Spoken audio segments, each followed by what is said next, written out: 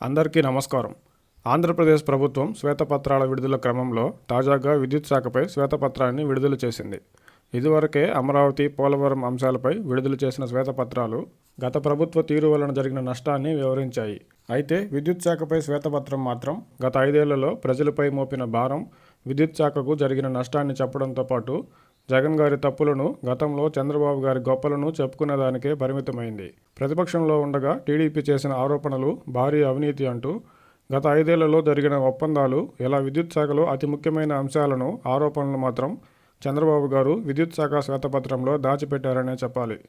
TDP ప్రతిపక్షంలో ఉన్నప్పుడు జగన్ గారు ముఖ్యమంత్రిగా విద్యుత్ శాఖలో జరిగిన ఒప్పందాలను, విద్యుత్ ప్రాజెక్టుల పేరుతో భూతర్పణాలను, ట్రాన్స్ఫార్మర్లు మొదలు మీటర్లు, ఇతర విడిభాగాల కొనుగోలు, అర్హత లేని జగన్ గారి బినామీ కంపెనీలకు దోచిపెట్టారని, ఇలా ఎన్నో విధాలుగా జగన్ గారు భారీ అవినీతికి పాల్పడ్డారని అపరిమితమైన ఆరోపణలు చేసిన టీడీపీ అధికారంలోకి రాగానే విచారణ చేసి అవినీతిని బయటపెడతామని గొప్పలు చెప్పింది.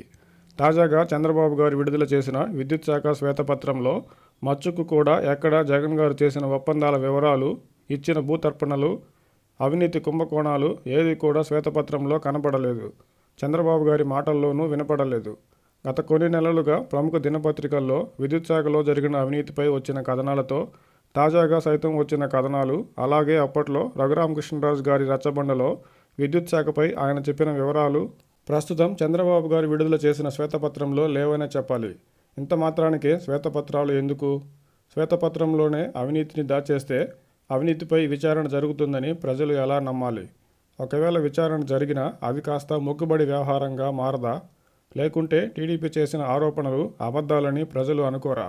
టీడీపీ పార్టీనే ఆరోపించినట్టు విద్యుత్ శాఖలో వేల కోట్ల అవినీతిని ప్రస్తుతం శ్వేతపత్రంలో దాచివేస్తే జరిగిన అవినీతిని తొక్కిపెట్టినట్టే కదా.